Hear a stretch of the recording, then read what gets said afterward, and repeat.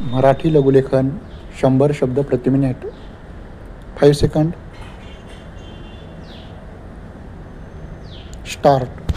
1975 सालापासून स्त्रियांच्या प्रश्नांना वाचा फोडण्याचे काम व स्त्रियांचे विविध प्रश्न सोडविण्यासाठी स्त्रियांच्या चळवळीला नव्याने जोर देण्यात आला आहे असे स्पष्टपणे म्हणता येईल.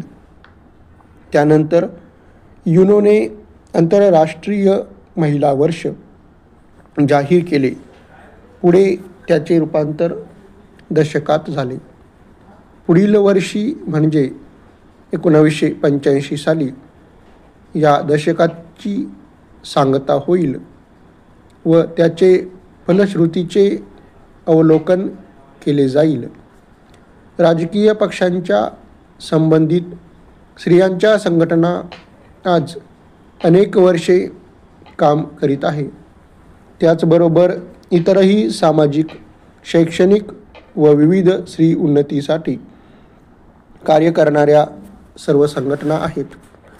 शेतमजुरामधील स्त्रियांचे वाढते प्रमाण, त्यांची झुंजार वृत्ती याचा परिणाम होऊन स्त्री मनाकडे व त्यांच्या मूलभूत गरजाकडे, शिक्षणाकडे व त्याचे आरोग्याकडे जास्तीत जास्त लक्ष देण्याची गरज वारंवार भासू लागली आहे.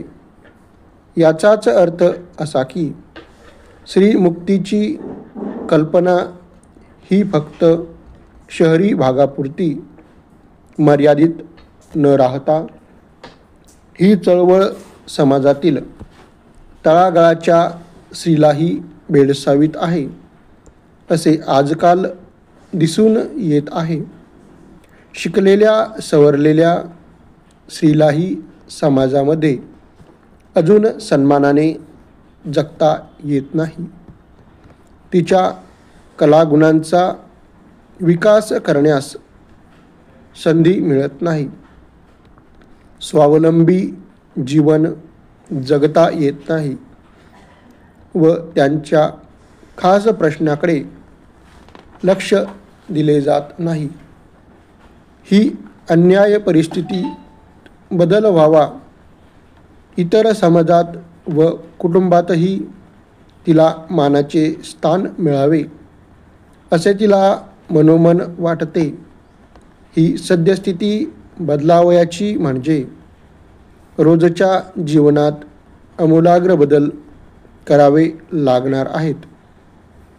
त्यासाठी सरकारतर्फे कायद्यामार्फत योग्य त्या सोयी व सवलती लागतीलच. तसेच घरातील पुरुषांनाही बरेच सहकार्य करावे लागेल. परिच्छेद. आजकाल जनमानसात स्त्रियांबद्दल असणाऱ्या कल्पनेबाबतचे स्वरूप दूर व्हावे. निकोप अर्थाने ही कल्पना प्रत्येक घरापर्यंत, समाजापर्यंत व विशेषतः सर्व स्त्रियांपर्यंत पोचवावी. जागोजागी चाललेले स्त्री संघटनेचे कार्य व त्यांची माहिती व्हावी व अशा कार्यापासून स्त्रियांना स्फूर्ती यावी म्हणून स्त्रीमुक्ती यात्रेचे आयोजन ठिकठिकाणी होत आहे. यासाठी प्रदर्शने, स्त्रीविषयक पुस्तकांचे प्रदर्शन व इतर पुस्तक विक्री, नाटके, कलापथक, विविध स्तरावरील स्त्रियांच्या मुलाखती व परिसंवाद यांचा मोठ्या प्रमाणात वापर करण्यात यावा.